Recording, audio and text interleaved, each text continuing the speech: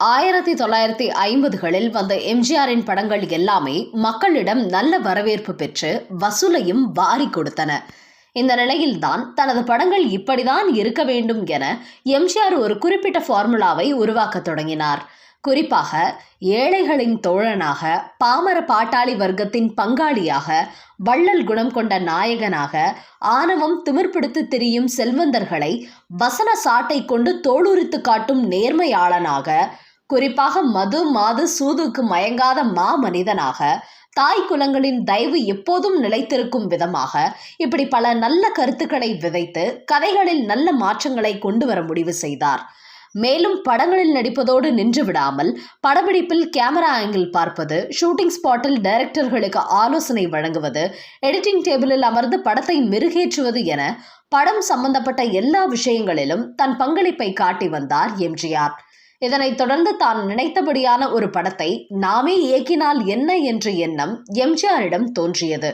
பட உருவாக்கத்தின் போது டெக்னிக்கான விஷயங்களில் ஆர்வம் காட்டி தன் திறமையை வளப்படுத்தி வந்த எம்ஜிஆர் இயக்குனர் நாற்காலியில் அமர ஆசைப்பட்டார்.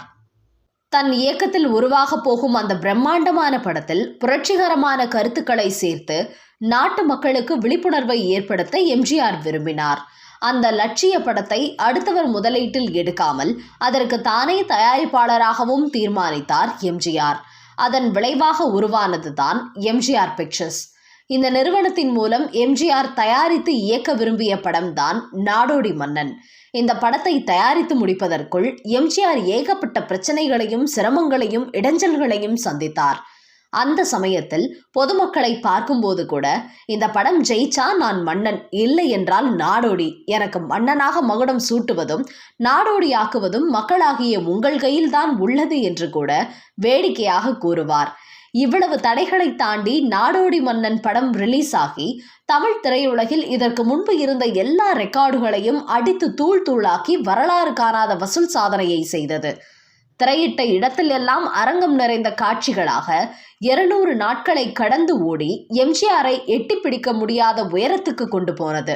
ஆனால் ஆபரேஷன் சக்சஸ் பேஷண்ட் டெட் என்று சொல்வது போல நாடோடி மன்னன் எம்ஜிஆர் படம்தான், மிகப்பெரிய அளவில் வசூலித்த படம்தான் என்றாலும் துரதிர்ஷ்டவசமாக அந்த படத்தின் மூலம் அவருக்கு நஷ்டம்தான் ஏற்பட்டது.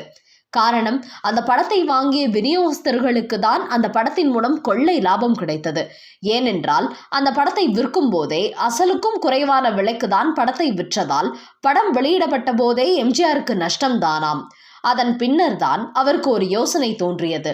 அதாவது ஒரு படம் என்பது 40 முதல் 50 நாட்களுக்குள் எடுக்கப்படும். ஆனால் நாடோடி மன்னன் திரைப்படம் 156 நாட்கள் படப்பிடிப்பு நடத்தப்பட்டது. படத்தின் மொத்த நீளத்தை போல 10 மடங்கு அதிக நீளமாக படமாக்கப்பட்டது. திரைப்படத்திற்கு தேர்ந்தெடுத்த பகுதி போக மீதி காட்சிகள் கைவசம் ஏராளமாக இருந்தது. அந்த காட்சிகளை எல்லாம் சேர்த்து ஒன்றோடு ஒன்று சம்பந்தப்படுத்தி இடையில் தேவைப்படும் தொடர்பு காட்சிகளை மட்டும் ஒரு 10 நாட்களுக்கு படம் பிடித்து அதில் இணைத்து ஒரு புதிய படத்தை உண்டாக்கி விடுவது, அதாவது தயாரிப்பது என்பதுதான் எம்ஜிஆரின் யோசனை. அந்த படத்திற்கு நாடோடி மகன் என்றும் பெயர் வைக்க எம்ஜிஆர் முடிவு செய்திருந்தார். எம்ஜிஆருக்கு மிக நெருக்கமான எடிட்டர் உமாநாத் என்பவர்தான் இந்த எடிட்டிங் பணியை செய்ய துவங்கினார். ஆனால் நாடோடி மன்னன் படத்தின் மூலம் எம்ஜிஆர் பெற்றிருக்கும் புகழை இந்த படம் கெடுத்துவிடும் என்று பலரும் கருத்து சொன்னார்கள். அவர்களது கருத்துக்களை கேட்டுக்கொண்ட எம்ஜிஆரும் சிந்தித்து பார்த்தார். அவருக்கும் அதுதான் சரி என்று பட்டது. அதனால் அத்துடன் நாடோடி மகன் தயாரிக்கும் யோசனையை கைவிட்டு விட்டார். இதை கேட்கும் போதே உங்களில் பலருக்கும் தோன்றும், இந்தியன் 2 படத்தை எடுக்க துவங்கிய இயக்குனர் சங்கர் தேவைக்கும் அதிகமான காட்சிகளை எடுத்து வைத்து விட்டார். அதுவே கிட்டத்தட்ட இன்னொரு 3/4 படம் அளவிற்கு வந்துவிட்டது. இதனால் இன்னும் சில காட்சிகளை இணைத்து அதை இந்தியன் 3 என்கிற பெயரில் வெளியிடலாம் என்றும், படப்பிடிப்பிற்காக செலவு செய்த பணம் ஒரே படத்தின் மூலம் லாபமாக திரும்பி விடும் என்றும் கணக்கு போட்டுதான் இந்தியன் 3 திரைப்படத்தை அவர் அறிவித்தார். இன்னும் கமலஹாசனை வைத்து அவர் சில நாட்கள் ஷூட்டிங் நடத்த வேண்டியிருக்கிறது.